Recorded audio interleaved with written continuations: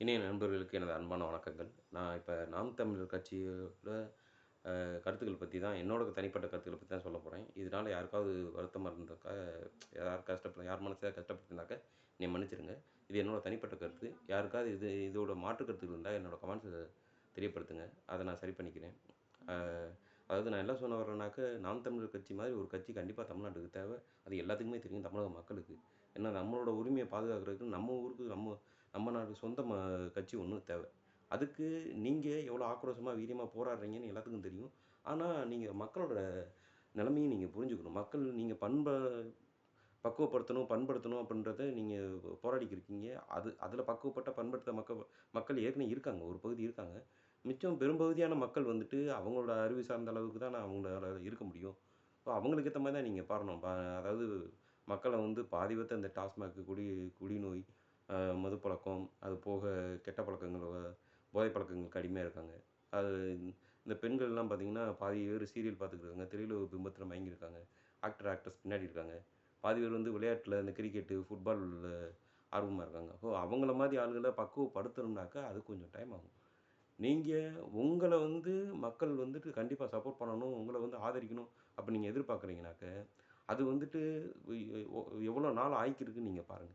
அப்படி பார்க்கிறத விட, நீங்க மக்கள சார்ந்து உங்க திட்டத்த நீங்க கொண்டு வந்தீங்கனாக்க, அது இன்னும் சிறப்பா இருக்கும். ஒரு உதாரணத்துக்கு சொல்றேன். அதாவது நீங்க ஒரு உதாரணத்துக்கு ஒரு ஹோட்டல் வச்சு நடத்துறீங்கன்னு வச்சுக்கோங்க. நாம் தமிழ் வந்துட்டு நாங்க வந்து கலாச்சார இதுப்படி இலை போட்டு நாங்க சாப்பாடு போடுவோம். சாம்பார், ரசம், அப்பளம் எல்லாமே வைப்போம். அப்படித்தான் சாப்பாடு போடுவோம்னு நீங்க போட்டுக்கிட்டே இருக்கீங்கன்னு வச்சுக்கங்களேன். ஒரு உதாரணத்துக்கு யாரும் தப்பா நினைக்க வேணாம். நான் ஒரு புரியணும்ன்றதுக்காண்டி ஒரு எக்ஸாம்பிள் தான் சொல்றேன்.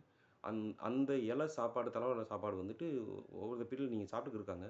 ஒரு 1 மாசம், 6 மாசம், 1 வருஷம் போகுதுன்னு வச்சுக்கங்களேன். அதுக்கப்புறம் சாப்பிடுறவங்களுக்கு சாப்பாடு என்னதான் திருப்தியா இருந்தாலும், நல்லா இருந்தாலும், குவாலிட்டியா இருந்தா கூட, அவங்க வந்து சில பேர்ல வந்து பெரும்பான்மையா வந்துட்டு ரொம்ப நாள் சாப்பாடு சாப்பிட்டுக்கிட்டு இருக்கோம். எங்களுக்கு வந்து ஒரு சாம்பார் சாதம், ஒரு தயிர் சாதம் இந்த மாரி போடுங்க. இல்ல சிக்கன், மட்டன் இந்த மாரி குடுங்க அப்படின்ற மாரி கேட்குறாங்கன்னா, நீங்க இல்ல, இல்ல நாங்க வந்து இதத்தான் ப ப ப செய்வோம். இதுதான் கலாச்சாரம், இதுதான் விதிமுறை, இதத்தான் நாங்க ஃபாலோ பண்ணுவோம். கண்டிப்பா இதுலருந்து மாத்தவே மாட்டோம் அப்படின்னு சொல்றீங்கனாக்க, அதுல தப்பு கிடையாது தான். அது சரியானது தான். ஆனா மக்கள் பெரும்பான்மையானவங்க வந்துட்டு வேற மாரி கேட்குறாங்கன்னா, அவங்களுக்கு ஏத்த மாரியும் சரி தனியா ஒண்ணு வச்சுக்குவோம். அது மாரி தனியா ஒரு இது குடுப்போம். அவங்களுக்கு அதே சாப்பாடு தான். சாப்பாட்ல சாம்பார மட்டும் ஊத்தி பெசஞ்சு குடுத்தா சாம்பார் சாதம். இல்ல தயிர ஊத்தி குடுத்தோம்னா தயிர் சாதம். இவ்வளோதான் ஆகும். அதுல ஒண்ணும் மாற்று கருத்து இல்ல. உங்க கொள்கை அப்படியே தான் இருக்க போது. அது மாதிரி தான். இப்ப என்ன ஆகி போச்சுனாக்க, புதுசா ஒரு கட்சி வந்து அவன் வந்து வெரைட்டி ரைஸ்ன்னு சொல்லி கலர் கலரா வந்து தக்காளி சாதம், தயிர் சாதம், சாம்பார் சாதம்னு ஒரு தட்டுல வச்சு குடுத்து, அது சாம்பார் சாதமோ, தயிர் சாதமோ, தக்காளி சாதமோ, அது சாப்பிடுறவங்களுக்கு தான் தெரியும். உங்களுக்கு என்ன சொல்ல வரேன்னு புரியும்னு நெனைக்கிறேன். அத நம்பி அது நல்லா இருக்கும் அப்படின்னு நெனச்சு வாங்கி சாப்பிட்டுட்டு இருக்காங்க. இப்ப சாப்பிட்டுட்டு இருக்கவங்களுக்கு சாப்பிட்டு முடிச்சதுக்கு அப்புறம் தான் தெரியும். அது என்ன கம்பெனி சாதம், என்ன சாப்பாடு நல்லா இருக்கா இல்லையான்னு. ஏன்னா, நீங்க வந்து சரியான உப்பு, சரியான உரப்பு எல்லாத்தையும் கலந்து மக்களுக்கு பாதிக்காம அளவுக்கு செய்யணும் அப்படின்னு நெனச்சு செய்றீங்க. ஆனா, மக்கள் அத வந்து நம்பல. அவங்களுக்கு கலர் கலரா வித்தியாசமா இருக்கணும். நல்லா பொம்மை படம்லாம் போட்டு டிசைனா வந்து பெரிய பெரிய 5 ஸ்டார் ஹோட்டல் மாரி டிசைன் பண்ணி காமிச்சா தான் அவங்க அப்படித்தான் காமிச்சு, அப்படித்தான் இங்க அரசு நடத்த வேண்டியிருக்குது. நான் என்ன சொல்ல வரேன்னா, நீங்க அப்படித்தான் மாறணும்னு அவசியம் கிடையாது. உங்களோட திட்டத்த உங்களுக்கு ஏத்த மாரி மக்கள் வருவாங்க அப்படின்னு நீங்க ஒரு கோடு போட்டு அதத்தான் ஃபாலோ பண்ணுவீங்க அப்படின்னு பண்ணா ப ப ப பண்ணுங்க. பின்னாடி பண்ணிக்கலாம். ஃபர்ஸ்ட்டு நீங்க யாருன்னு உங்கள ப்ரூவ் பண்ணணும்ல. உங்கள மக்களுக்கு தெரியணும்ல. ஏற்கனவே மீடியா ஹைட் பண்ணுது. நெறைய இத உங்கள வந்து மறைக்குது. நீங்க எதெல்லாம் தப்பா சொல்லுவீங்க, அத சொல்லலாம் அப்படின்ற மாரி அதத்தான் காட்டிக்கிட்டு இருக்காங்க. ஸோ நீங்க உங்களோட திட்டங்கள் உதாரணத்துக்கு உங்களோட தற்சார்பு திட்டங்கள்லாம் வந்து உலக புகழ் பெற்றது. அது உண்மையிலேயே எல்லாருமே பண்ணியே ஆகணும். ஒவ்வொரு நாடுமே வந்து அத பண்ணா தான் செழிக்க முடியும். நீங்க பொர்கினோ ஃபாசோன்னு கரெக்ட்டா அந்த நாடு பேரு எனக்கு தெரியல. ஆப்பிரிக்கால ஒரு நாடு இருக்குது. அந்த நாட்டு வந்து அவர் அவர் ஒரு சின்ன பையன் தான். அவரு வந்து 29, 30 வயசுக்குள்ள தான் இருக்கும் அவருக்கு. அவரும் இது தற்சார்பு பொருளாதாரத்த ஃபாலோ பண்ணி அவங்க நாட வந்து இப்ப இன்னும் செழுமைப்படுத்துறாரு. இப்ப இந்த நியூஸ நீங்க இப்ப நான் பேசுறத நீங்க திருப்பி போய் பார்த்தீங்கன்னா, நல்லாவே இருக்கும். கிட்டத்தட்ட ஒரு வந்து ஒரு 1 டூ 2 டூ 3 இயர்ஸ் தான் இருக்கும். அவர் வந்து பவர்ஃபுல்லா அந்த நாட்ட கொண்டு வந்திருக்காரு. ஏன்னா, அங்க இருக்க வளங்கள வச்சு அவங்களே இப்ப அவங்க நாட்ட வளமைப்படுத்திக்கிறாங்க. அது மாதிரி உங்க திட்டங்கள் இருக்குது. இது எல்லாத்தையுமே நீங்க வாயில சொல்லிக்கிருந்தீங்க. அப்புறம் உங்க செயல்வடிவம் மாரி புக்ல காமிச்சீங்க. அத வீடியோ எடுத்தும் காமிச்சீங்க. அப்புறம் வந்து இவங்களுக்கு வந்து அந்த அளவுக்கு தெளிவு வரல. அதுக்கு நான் என்ன சொல்றேன்னா, நீங்க எப்படி கவர்மெண்ட்ல வேலை வாங்கி குடுப்பீங்க? ஆடு, மாடு மேய்க்கிறவங்களுக்கு அவங்கள வந்து எப்படி பக்குவப்படுத்தீங்க? அதில எப்படி இன்ஜினியரா வேலைக்கு வப்பீங்க? அதுலேருந்து எப்படி வருமானம் வருது? அத எப்படி நீங்க தமிழ்நாட்ட வந்து தற்சார்பு கொண்டு வருவீங்க? அப்படின்ற மாரி நீங்க சொல்றீங்கல்ல. இது எல்லாத்தையுமே நான் என்ன சொல்றேன்னாக்க, இத சொல்றத விட நீங்க செஞ்சு காட்டுங்கன்றேன். தமிழ்நாட்டிலேயே இருக்கையிலேயே ஒரு வறட்சியான ஒரு கிராமத்த எடுத்து, அங்க இருக்கவங்கள வந்து பக்குவப்படுத்தி, நான் என்ன சொல்றேன்னா, நீங்க எதுக்கோ திரள் நிதி வாங்குறீங்க. திரள் நிதி வாங்குறத பத்தி நெறைய பேர் கண்ட மாரி பேசுறாங்க. கண்டவங்கலாம் பேசுறதெல்லாம் நமக்கு தேவையில்லதான்னு வச்சுக்கோங்களேன். ஏன்னா நீங்க மக்கள்ட்ட இருந்து தான் வாங்குறீங்க, மக்களுக்காண்டி உழைக்கிறீங்க, அத மக்களுக்காண்டி தான் கொண்டு போய் சேர்க்கணும்னு ஆசைப்படுறீங்க. அதனால தப்பே கிடையாது. அதனால நான் என்ன சொல்றேன்னா, ஒவ்வொரு தடவையும் நீங்க திரள் நிதி வாங்குறதுக்கு பதிலா, அந்த திரள் நிதிய வச்சு, நீங்க சொன்ன தற்சார்பு பொருளாதாரத்த வச்சு, ஒரு கிராமத்தில கட்டமைச்சீங்கனாக்க, இருக்கிறதுலயே அந்த வறட்சியான பகுதிய முன்னாடி எப்படியும் அத வந்து அதுக்குன்னு ஒரு சேனல் வச்சு, இத எப்படி கன்வெர்ட் பண்ண போறோம் அப்படின்னு நம்ம காமிக்க தான் போறீங்க. எல்லாத்தையும் காட்ட தான் போறீங்க. ஒரு பாலைவனம் மாதிரியான இருக்க ஏரியாவ எடுத்து, அத வந்து நல்லா ஒரு பூந்தோட்டம் மாரி ஒரு பெரிய சுற்றுலா தலம் மாரி நீங்க மாத்தி காட்டுனீங்கன்னா, இப்ப நீங்க இடைத்தேர்தல் வருது. நீங்க பை எலக்ஷன்ல நின்னு, நீங்க ஜெயிச்சு அந்த இடத்துல ஏதாவது ஒரு பகுதிய தேர்ந்தெடுத்து வைக்கிறீங்கனாலும் நல்லது தான். ஒருவேளை ஏதாவது ஒண்ணு மாறுது, ஆ ஆட்சி மாறல, காட்சி மாறல, இதுதான் இன்னும் ஒரு 5 வருஷத்துக்கு இது போகுதுன்னா, அதுவரைக்கும் நம்ம எதுக்கு சும்மா இருக்கணும்? நீங்க எப்படி செய்ய போறீங்க? ஆடு, மாடு வளர்த்துக்கலாம். இல்ல மீன் பண்ண வச்சோ, இல்ல நீங்க சொல்ற மாரி வ இது கரும்பு விவசாயமோ, தக்காளி வெங்காயம் எது உங்கனால பண்ண முடியுதோ, அதுல உங்ககிட்ட இல்லாத இன்டெலிஜென்ஸ், உங்களுக்கு இல்லாத தெளிவு, உங்களுக்கு உங்ககிட்ட இல்லாத அறி புத்திசாலித்தனம் யார்ட்டயுமே இல்ல. அந்த அளவுக்கு படிச்சவங்க இருக்காங்க. உங்களோட எம்எல்ஏ கேண்டிடேட்லேருந்து, எம்பி கேண்டிடேட்லேருந்து உங்களோட நாம் தமிழர் தம்பிகள யாரையுமே குறை சொல்ல முடியாது. பேச்சுலயும் சரி, செயல்லயும் சரி, உங்கள மாரி உழைச்சவங்க யாருமே கிடையாது. அந்த அளவுக்கு உழைச்சிருக்கீங்க. எதுவும் நீங்க உழைச்ச உழைப்பு வந்து மத்தவங்களுக்கு வந்து அறுவடையா மாறிடுச்சு. அதுல வந்து அவங்க அத பயன்படுத்திக்கிட்டாங்க. அத வந்து மக்களோட தப்புன்னு சொல்ல முடியாது. இதுல வந்து குறிப்பா சொல்ல வேண்டியது என்னன்னாக்க, சீமானனோட பேச்சும் சிலது அ அதாவது தப்பா புரிஞ்சுக்கப்பட்டது. அதனால வந்து அது இது பண்ணிட்டாங்க. 2வது அண்ணன் வந்து மாண்புன்னு சொல்லி எதிரிக்கு கூட மாண்பு காட்டலாம். நம்ம தமிழ் கல்ச்சர்ல இருக்கு. ஆனா துரோகிக்கு மாண்பு காட்டவே கூடாது.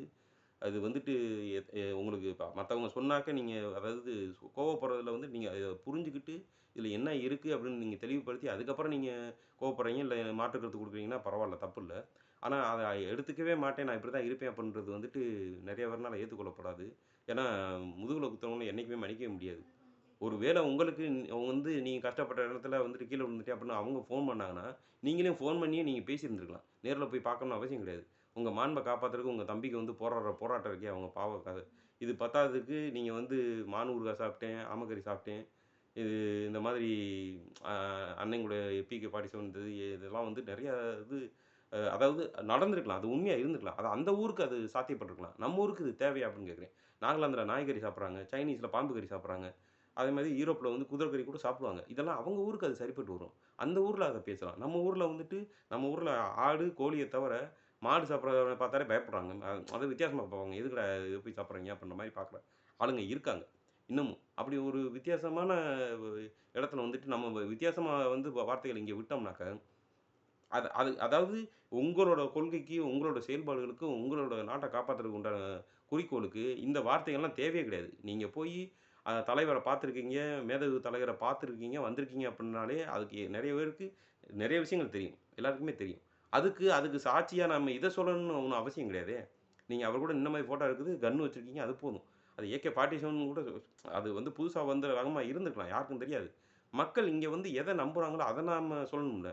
அத தவிர நம்ம புதுசா சொல்றோம்னா, அதுக்கு நம்ம ப்ரூஃப காட்டணும். எடுத்துட்டு வந்து காட்டணும். அப்படித்தான் இங்க இருக்குது. நம்ம அத விட்டு மாற்று கருத்து கொண்டு போனோம்னாக்க, இங்க அதனால பார்த்தீங்கன்னா, எவ்வளோ பெரிய கான்ட்ரோவர்சி வந்துச்சு. அதனால உங்களுக்கு தான் அது பேக் ஃபயர் ஆயிருச்சு. இனிமேலு வந்துட்டு நீங்க அப்படி சொல்றத விட மக்கள் சார்ந்ததா நான் வந்து உங்கள தப்பு சொல்லல. நீங்க செஞ்சதுல எந்த மாற்று கருத்தும் கிடையாது. ஆனா இப்படியே பண்ணிக்கிட்டு இருந்தீங்கன்னா, இப்படி இன்னும் கொஞ்சம் நமக்கு நாட்கள் ஆகலாம். அதுக்கு பதிலா நீங்க வந்து மக்கள புரிஞ்சுகிட்டு, மக்களுக்கு ஏத்த மாரி தான் நீங்க அரசியல் பண்ண முடியும். நீங்க இப்படிப்பட்ட மக்கள வச்சுக்கிட்டு, நீங்க ஒரு கொள்கைய கொண்டு வந்து அத மாத்தணும்னாக்க, மக்கள் அதுக்கு ஏத்த மாரி பக்குவப்படணும்ல. அதுக்குண்டான நாட்கள், நேரங்கள் வந்துட்டு நீங்க சொல்லலாம். நீங்க போனதுக்கப்புறமும் இது பண்ணணும். அதுவரைக்கும் தமிழ்நாடு இருக்குமான்னு தெரியலையே! இவங்க கொஞ்சம் கொஞ்சமா சுரண்டி ஏற்கனவே 10,00,000 கோடி கடன் இருக்குது. இதுக்கப்புறம் எங்கேருந்து எப்படி பார்த்தாலும் 20,00,000 கோடி கொண்டு போயிருவாய்ங்க போல. அந்த மாரி போய்க்கிருக்குது. இப்ப இத எப்படி நீங்க ரெக்கவர் பண்ணி எப்படி கொண்டு வரது? அதுவரைக்கும் தாங்கணும்ல. அப்ப நம்ம அதுக்கேத்த மாரி நம்மளோட அரசியல்ல புதுமைய கொண்டு வரணும். நான் சொன்ன மாரி நீங்க தற்சார்பு பொருளாதாரத்த கொண்டு வந்து அதிலிருந்து நீங்க ஒரு தடவ திருநீதி வாங்குறீங்கல்ல, எப்படினாலும் திருப்பி கேட்டாலுமே எல்லா மக்களும் செய்ய போறாங்க, உதவி பண்ண போறாங்க. அந்த திருநீதிய வச்சு நீங்க தற்சார்பு பொருளாதாரத்த செயல்படுத்தி, அ இது நீர்வழி பாசனங்கள், சொட்டு நீர் பாசனங்கள், அத கம்மா அமைச்சு, ஏரிகள் அமைச்சு, குளங்கள் அமைச்சு, அந்த வறட்சியான பகுதியவே வட்டார ஜீவநதி ஓடுற மாரி ஒரு பெரிய சுற்றுலா தலம் மாரி மாத்தி, இப்போ வ சுத் சுத்தி மரங்கள் வந்து மரங்கள்னாலுமே நீங்க வந்து செடிய வச்சு அத வளர்க்க வைக்கிற மரம் அப்படிலாம் கிடையாது. உங்களுக்கே தெரியும். நீங்க வந்து வச்சாலே அது மரமாவே வைக்கிற மாரியெல்லாம் இப்பலாம் நெறைய வந்துருச்சு. பய நெறைய இது மாத்திட்டாங்க. அந்த அளவுக்கு ஆட்கள் இருக்காங்க. தமிழ்நாட்டிலேயே இருக்காங்க. நானே நெறைய இடத்துல பார்த்துருக்கேன்.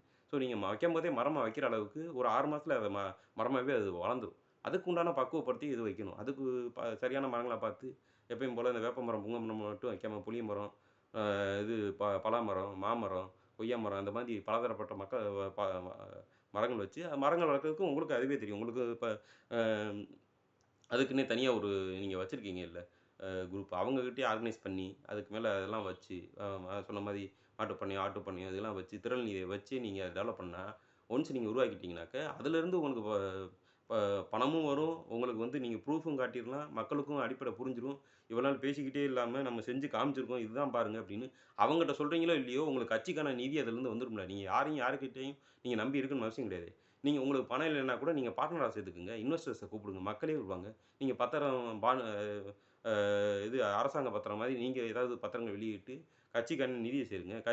கட்சிக்கு சொந்தமா எனக்கு தெரிஞ்சு இண்டஸ்ட்ரி கம்பெனி இருக்குமா? இல்லையான்னு கூட தெர்ல. அப்படி இருக்கணுமா? அது ரூலா இல்லையான்னு தெர்ல. அப்படி இருக்கக்கூடாதுனாக்க தனிப்பட்ட பேர்ல வச்சுக்கங்க. யாரெல்லாம் இன்வெஸ்டர் இருக்காங்களோ, அவங்க பேர்ல பார்ட்னர் போட்டு பிரைவேட் லிமிட்டெட கொண்டு வாங்க. அப்படி வச்சு அதிலிருந்து வருமானத்த கொண்டு வாங்க. ஒரு பக்கம் கட்சிய வச்சு நீங்க இத வச்சு நீங்க ப்ரூஃப் காமிச்சு தற்சார்பு பொருளாதாரத்தில பெரிய லெவல்ல வந்துட்டீங்கன்னா, ஒரு பக்கம் அது வந்து மக்களுக்கும் காமிச்ச மாரி இருக்கும். மக்கள் வந்து இன்னமும் அவங்க பக்குவப்படல. அவங்களுக்கு அது வந்து புரியல. அதுலேருந்து வருமானம் வரல. இப்ப இது வந்து நெறைய இன்ஜினியர நீங்க ஹையர் பண்றீங்கன்னு வச்சுக்கங்களேன். ஐஐடில ஒரு உதாரணத்துக்கு ஐஐடில ஒரு 4 பேர் எடுத்தாலே இவங்க ஆடிருவாய்ங்க. கிடுகிடுன்னு தமிழ்நாடு மக்களே ஆடிருவாங்க. நீங்க உங்க கம்பெனிக்கு நீங்க எடுக்குறீங்க. நான் தற்சார்பு பொருளாதார வச்சு நீங்க அந்த வறட்சியான பகுதியில வந்து ஒரு வளமான பகுதியா உருவாக்கி, அங்க வந்து ஒரு கம்பெனி மாதிரி நம்ம ஊருக்கு தேவையான த நாட்டுக்கு தேவையான ஒரு பொருளாதாரம் வளர்க்குற மாரி கம்பெனிய உருவாக்கி, அதுக்கு நீங்க ஹையர் பண்ணீங்கன்னா எப்படி இருக்கும் பாருங்க. பெரிய பெரிய காலேஜ்ல போய் ஒரு 4 இன்ஜினியர், 5 இன்ஜினியர் நீங்க ஹையர் பண்ணீங்கனாக்க, வேலைக்கு எடுத்தீங்கனாக்க, அதுதான் டாக் ஆஃப் த டவுன். அதுதான் வந்து உலகம் ஃபுல்லா பேசப்படும். இதுல வந்துட்டு என்ன லாபம்னாக்க, மக்களுக்கு புரியுது. அவங்க உங்கள அரசியல்ல நிக்க வச்சு, பெரிய லெவல்ல உங்கள சிஎம் ஆக்கல, போஸ்டிங் கட்சி வந்து ஆளுங்கட்சியா மாறலன்னா கூட, நீங்க கம்பெனி வச்சு பெரிய கம்பெனி ஆயிரலாம். அப்புறம் என்ன தமிழ்நாட்ல மட்டும் நீங்க எதுக்கு ஆட்சி இது பண்ணணும்?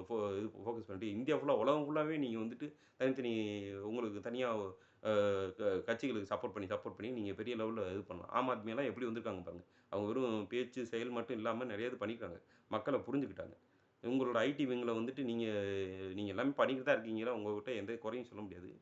நீங்க பேச்சு அந்த பேச்சுல நீங்க இன்னமும் கொஞ்சம் பேசுறதுக்கு உங்களுக்கு சொல்லி தர தேவையில்ல. இருந்தாலும் எந்த பேச்ச எங்க எப்படி பேசணுன்றத வந்துட்டு நீங்க இன்னமும் புரிஞ்சுக்கிட்டீங்கனாக்க இன்னும் நல்லது. 2வது நீங்க வந்துட்டு யார் என்ன கருத்து சொன்னாலும் அவங்ககிட்ட இருந்த கருத்த எடுத்து உங்கள எதிர்த்து பேசுறாங்களோ, உங்கள மாத்தி சொல்றாங்களோ, அத நான் இன்னமும் வந்துட்டு உங்களுக்கு சப்போர்ட் பண்ணி தான் பேசுவேனே தவிர உங்கள குறை சொல்லல நானு.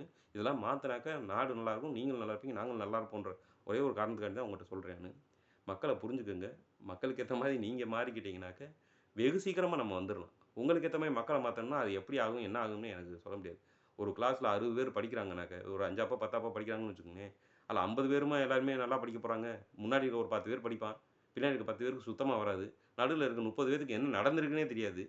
அதுக்கு இந்த சைடும், அந்த சைடும் ஓடிக்கிட்டு பாஸ் ஆகுறது, ஃபெயில் ஆகுறது இப்படி மாறி மாறி வந்துட்டு இருப்பாங்க. இப்படிப்பட்ட மக்கள வச்சுக்கிட்டு நம்ம வந்துட்டு உடனே மாத்தணும்னாக்க எப்படி மாத்த முடியும்? அது ரொம்ப சிரமம்னு உங்களுக்கே தெரியும். அதுக்கேத்த மாரி நீங்க கட்சி நடத்துனீங்கனாக்கா எல்லாத்துக்குமே நல்லது. இதுதான் எனக்கு தெரிஞ்சு உங்களோட வெற்றிக்கும் காரணமா இருக்க போது. இதுக்கு முன்னாடி நடந்த தோல்விகளுக்கு பல பேரு பல காரணங்கள் சொன்னாலும், எனக்கு கண்ணுக்கு தெரிஞ்சது இதுதான். அதனால இது எல்லாத்தையுமே மாத்தி நீங்க திருப்பி பெருசா வரணும் அப்படின்னு நான் விரும்புறேன். நன்றி, வணக்கம்.